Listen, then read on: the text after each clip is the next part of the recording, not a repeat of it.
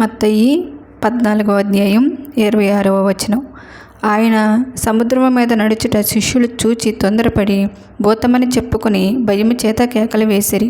వెంటనే యేసు ధైర్యము తెచ్చుకొనుడి, నేనే, భయపడకుడని వారితో చెప్పగా, పేతురు, ప్రభువా, నీవే అయితే నీళ్ల మీద నడిచి నీ ఎద్దుకు వచ్చుటకు నాకు సెలవిమ్మని ఆయనతో అనెను.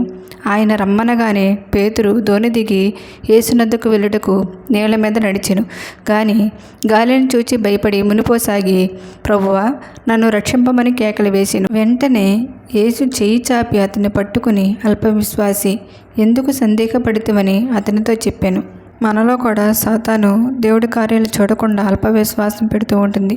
ఈ ఆర్థిక ఇబ్బందులు పోతాయా? ఇక నాకు పిల్లలు పుడతారా? నాకు ఉద్యోగం వస్తుందా? ఇక నేను ఇల్లు కట్టుకుంటానా? నా అనారోగ్యం పోతుందా? నా పిల్లలు మారతారా? ఈ అవమానం, ఈ బాధలు, ఈ నిందలు, ఈ దుఃఖం నాకు ఇక పోతాయా అని. ఇవన్నీ సాతాను ప్రేరేపించినవే. అందుకే దేవుడు అంటున్నాడు, విశ్వాసం లేకుండా ఉండుట నాకు ఇష్టం కాదంటున్నాడు. ఆవగింజంత విశ్వాసం ఉన్నా చాలంటున్నాడు. మన దేవునికి సాధ్యం కానిది ఈ లోకంలో ఏదైనా ఉన్నదా? విశ్వాసం మాత్రం ఉంచు, అద్భుతాలు చూస్తావు. ఆమేన్.